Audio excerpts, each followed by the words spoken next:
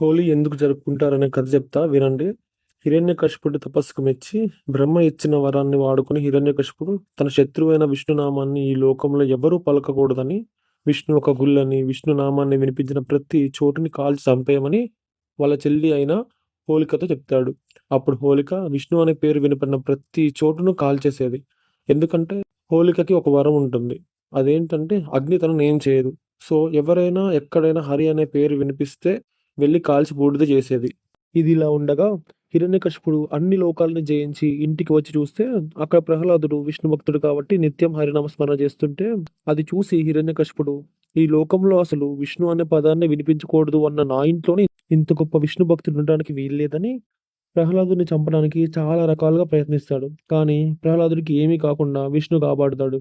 లాస్ట్‌కి తన చెల్లి అయిన హోలికని పిలిచి ప్రహ్లాదుని తీసుకొని మంటల్లో కూర్చోమని చెప్తాడు. హోలిక ప్రహ్లాదుని తీసుకొని మంటల్లో కూర్చుంటుంది. హోలిక ఇనుము లాంటిది. ఎంత మంటైనా తట్టుకోగలదు.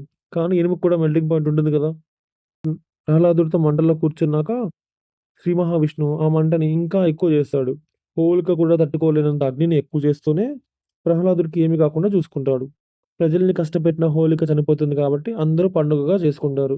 హోలిక అగ్ని లాంటిది కాబట్టి దానికి ఆపోజిట్‌గా నీటితో పండుగ జరుపుకుంటారు. కాలంతో పాటు రంగుల్ని కూడా తీసుకొచ్చారు.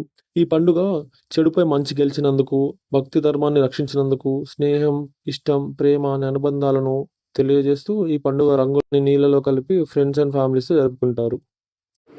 ఇదే హోలీ పండుగ విశిష్టత. ఈ కథ నచ్చితే లైక్ చేయండి. హ్యాపీ హోలీ అని కామెంట్ చేయండి. అందరికి షేర్ చేయండి. ఇంకా ఎన్నో ఇలాంటి ఇంట్రెస్టింగ్ స్టోరీస్ కోసం మా ఛానల్‌ని సబ్స్క్రైబ్ చేసుకోండి. Thank you for watching.